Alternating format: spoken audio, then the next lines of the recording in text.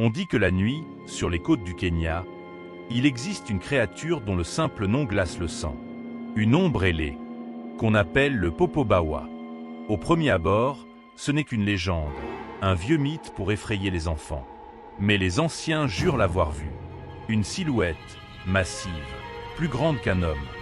Des yeux rouges comme des braises dans l'obscurité. Et des ailes, immenses, qui recouvrent la lune quand il passe. Le Popobawa ne frappe que la nuit. Il choisit une maison au hasard. Il attend que tout le monde s'endorme. Puis, il entre. Personne ne sait vraiment comment. Certains disent qu'on l'entend, avant de le voir.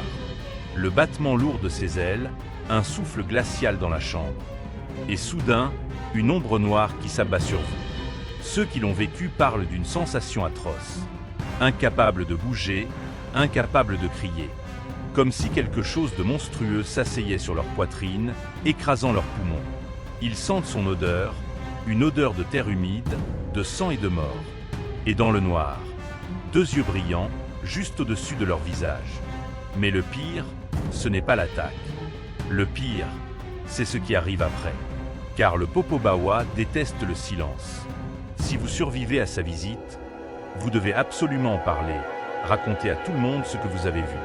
Car si vous gardez le secret, alors il reviendra, encore et encore, jusqu'à ce que votre silence vous tue. Dans les villages, quand on chuchote que le Popobawa rôde, personne n'ose dormir seul.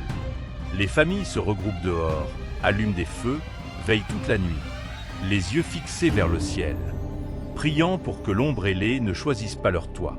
Alors, si un jour, en pleine nuit, vous sentez qu'on vous observe, que l'air devient plus lourd, et que quelque chose s'installe lentement, souvenez-vous de ce nom.